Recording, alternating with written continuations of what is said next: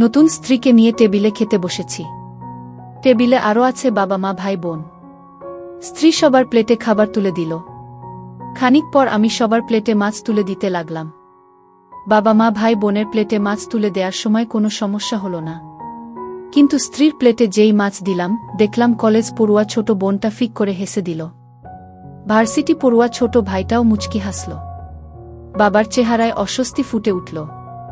মা তীক্ষ্ণ চোখে আমার দিকে তাকালো। আর স্ত্রী বিব্রত হয়ে পড়ল।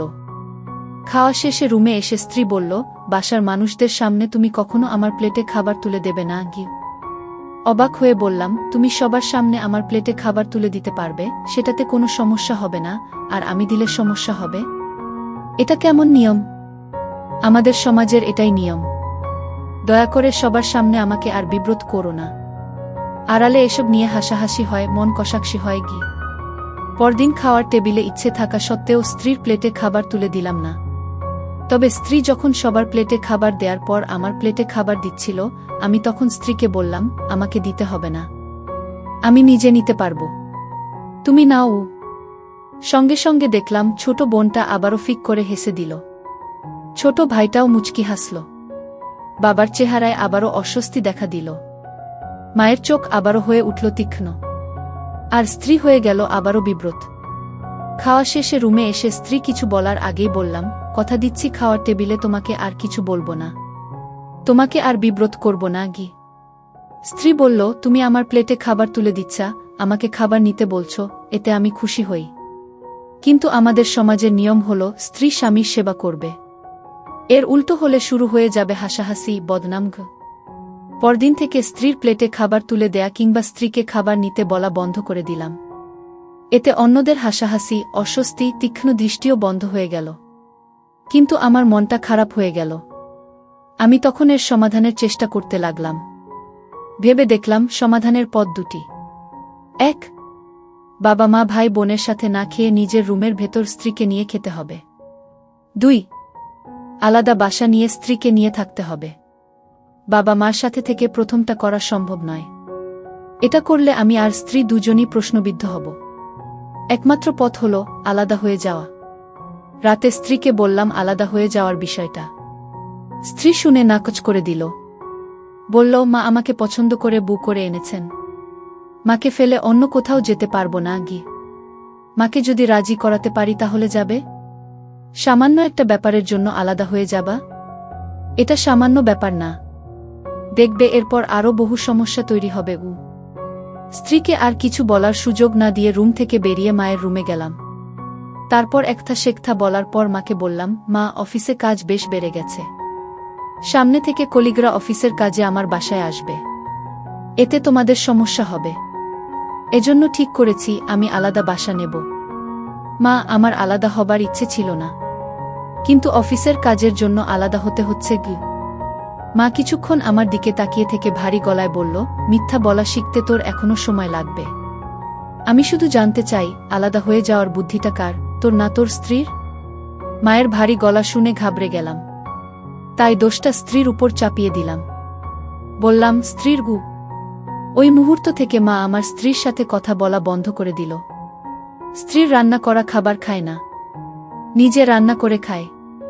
স্ত্রী পরিষ্কার বুঝতে পারল মা কোনো কারণে তার উপর অসন্তুষ্ট হয়েছে, কিন্তু কি কারণে অসন্তুষ্ট হয়েছে তা বুঝতে পারল না। বেচারি বিনা দোষে কষ্ট পেতে লাগল এবং নীরবে চোখের পানি ফেলতে লাগল। তার খাওয়া দাওয়াও বন্ধ হয়ে গেল। স্ত্রীর কষ্ট সহ্য করতে না পেরে একদিন মাকে বলে দিলাম, আলাদা হয়ে যাওয়ার বুদ্ধিটা স্ত্রীর ছিল না, আমার ছিল। স্ত্রী বরঞ্চ আলাদা হয়ে যাওয়ার কথা শুনে না করে দিয়েছিল। মা একথা শোনার পর ঠাস করে আমার গালে একটা চোর মারল এবং বলল, তোর আহাম্মকির জন্য আমিও কষ্ট পেলাম, মেয়েটাও কষ্ট পেল গু। এই বলে মা আমার রুমে গেল এবং স্ত্রীকে পুরো ব্যাপারটা বলে বলল, আহাম্মকটার জন্য আমরা শুধু শুধু কষ্ট পেলাম। এসো আমরা মা মেয়ে একসাথে খাবো গু। মা এবং স্ত্রীর একসাথে খাওয়ার দৃশ্যটি দেখে এত ভালো লাগলো যে চোর খাওয়ার কষ্টটা ভুলে গেলাম। রাতে ঘুমানোর সময় আনন্দ নিয়ে স্ত্রীকে বললাম, এখন থেকে তো বাসার মানুষদের সামনে তোমার প্লেটে খাবার তুলে দিতে পারবা, তাই না? স্ত্রী বলল, না গ। না শুনে মনটা বিষণ্ণ হয়ে গেল। কি করে সমাজের এই নিয়মটা ভাঙব বুঝতে পারলাম না। প্রতিদিন সবাই মিলে খেতে বসতাম। স্ত্রী সবার প্লেটে খাবার তুলে দিত। এক সময় আমিও সবার প্লেটে খাবার তুলে দিতাম, শুধু স্ত্রীকে ছাড়া। স্ত্রীকে রেখে বাকিদের খাবার দিতে কি যে খারাপ লাগত। একদিন খাবার টেবিলে একটা অপ্রত্যাশিত ঘটনা ঘটে গেল, আর তাতেই সম্ভব হলো সমাজের নিয়মটা ভাঙা। বাবা সেদিন সবার সামনে আচমকা এক টুকরো মাংস মায়ের প্লেটে তুলে দিল। আমার জীবদ্দশায় বাবাকে কোনোদিন মায়ের প্লেটে খাবার তুলে দিতে দেখিনি। স্বাভাবিক কারণে মা তাই ধাক্কার মতো খেয়ে বাবার দিকে তাকালো। মায়ের চেহারার দিকে তাকিয়ে আমাদের খাওয়া থেমে গেল। মা কি বলে শোনার জন্য আমরা অপেক্ষা করতে লাগলাম। অবশেষে মা মুখ খুলল। বেদনার্ত কণ্ঠে বাবাকে বলল, গত ৩ বছর সংসার জীবনে আমি শুধু তোমার প্লেটে খাবার তুলে দিলাম, তুমি একদিনের জন্যও আমার প্লেটে খাবার তুলে দিলে না। এজন্য আমাকে ৩ বছর অপেক্ষা করতে হলো। বলতে বলতে মার চোখে পানি চলে এলো। বেশ কিছু সময় কেউ কোনো কথা বলল না।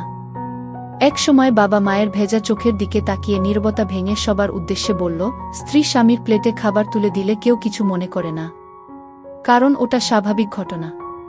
কিন্তু স্বামী স্ত্রীর প্লেটে খাবার তুলে দিলে অনেকে অনেক কিছু মনে করে, কারণ সমাজের চোখে ওটা অস্বাভাবিক ঘটনা। তবে আমি চাই এখন থেকে এই ঘরে স্বামীর স্ত্রীর প্লেটে খাবার তুলে দেয়াটাও হবে স্বাভাবিক ঘটনা। কেউ এটা নিয়ে কোনো কথা বলবে না গি। তারপর অপরাধী এবং অনুতপ্ত স্বরে আমাকে বলল, তোর মা ৩ বছর ধরে যে দুঃখ পেয়েছে, আমি চাই না বুমাও ৩ বছর ধরে সে দুঃখ পাকু। আমি আর দেরি করলাম না, সঙ্গে সঙ্গে স্ত্রীর প্লেটে খাবার তুলে দিয়ে বললাম, নিশ্চয়ই গ। ঠিক তখন জানালা দিয়ে একটা প্রজাপতি উড়ে এলো। খুব সুন্দর দেখতে।